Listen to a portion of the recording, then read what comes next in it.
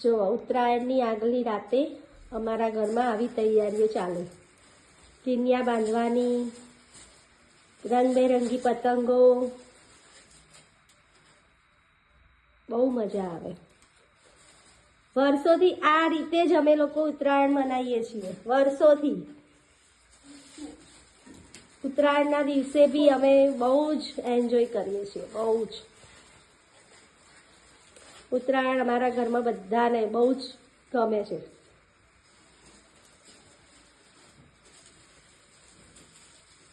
છોકરાઓ, કેવી ઉત્તરાયણની કેવી તૈયારી ચાલે છે તમારી?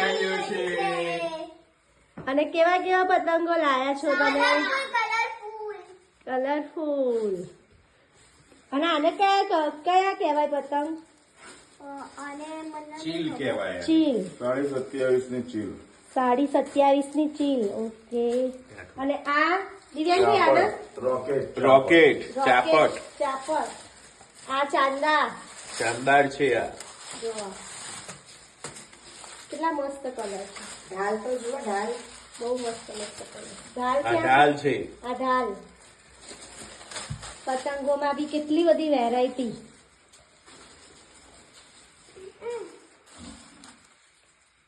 દર્શન, તમારે કઈ કેવું છે ઉત્તરાયણ માટે?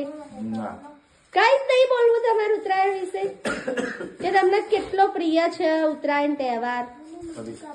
હા, મારો તો બહુ પ્રિય છે. મારો બી બહુ પ્રિય છે. અને સૌથી વધારે પ્રિય આ મારા જીયરનો, કે જે ખાવા માટે બી ટેરેસ ઉપર થી નીચે નથી આવતા. એટલો બધો પ્રિય તહેવાર છે એમનો ઉત્તરાયણ. કરી તને ઉત્તરાયણ બહુ ગમે બેટા?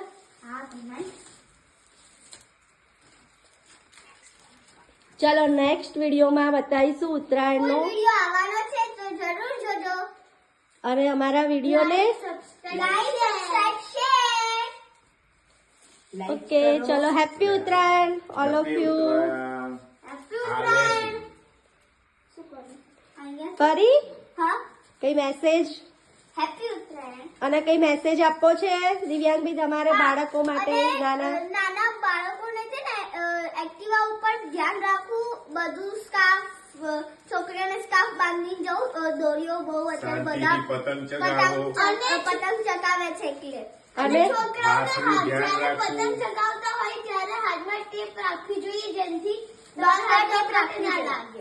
ઓકે. અને ટેરેસ ઉપર શું કરવાનું? વોલ ઉપર પારી જે હોય દિવાલો એની ઉપર ચડવાનું નહીં. હા, બરોબર. ઓકે. ચલો happy Uttarayan all of you. Uttarayan